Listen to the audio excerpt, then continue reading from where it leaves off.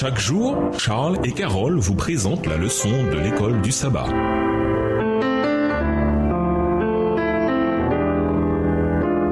Bienvenue dans votre émission. Dieu nous parle. Nous voilà à la leçon de mercredi. Reposer en paix. Depuis de longs siècles maintenant, les chrétiens attendent le retour du Christ. Il est en effet le point culminant de notre espérance, et pas seulement de la nôtre, mais aussi de celle de tous les enfants de Dieu au cours de l'histoire. Lisons Hébreux 11, des versets 13 à 16. Quelle grande promesse ce texte contient-il, non seulement pour le peuple de Dieu de l'histoire, mais aussi pour nous-mêmes. Hébreux 11 et versets 13 à 16. C'est dans la foi qu'ils sont tous morts, sans avoir obtenu les choses promises, mais ils les ont vus et salués de loin, reconnaissant qu'ils étaient étrangers et voyageurs sur la terre. Ceux qui parlent ainsi montrent qu'ils cherchent une patrie. S'ils avaient eu en vue celle d'où ils étaient sortis, ils auraient eu le temps d'y retourner. Mais maintenant, ils en désirent une meilleure, c'est-à-dire une céleste. C'est pourquoi Dieu n'a pas honte d'être appelé leur Dieu, car il leur a préparé une cité. À bien des égards, ces versets n'auraient aucun sens si ce que disent beaucoup de gens au sujet de la mort était vrai. Qu'entendons-nous souvent dire? Que les personnes décédées seraient soi-disant maintenant au ciel avec Jésus, profitant de leur grande récompense. Lorsque Billy Graham est décédé, de nombreuses personnes ont par exemple affirmé qu'il était désormais au ciel avec Jésus. Cette vision des choses est également paradoxale, car souvent, quand quelqu'un meurt, nous entendons cette expression « qu'il ou elle repose en paix ». Mais qu'en est-il vraiment? Cette personne repose-t-elle en paix ou est-elle au ciel, faisant ce qu'elle est censée faire? Comme par exemple regarder tout ce qui se passe ici-bas. Comment Jésus décrit-il la mort? Jean 11,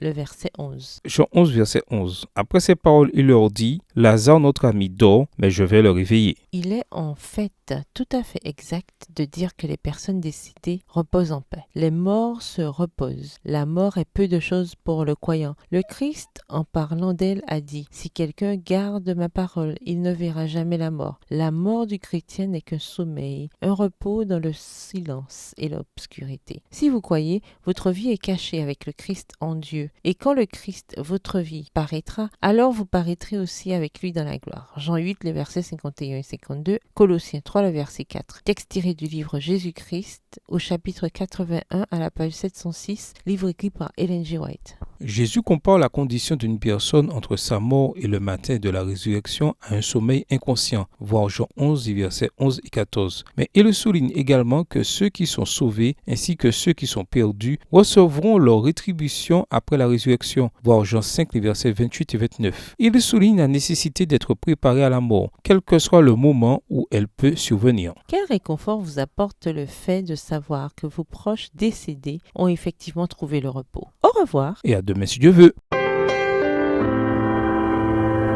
Dieu nous parle. Chaque jour, Charles et Carole vous présentent la leçon de l'école du sabbat.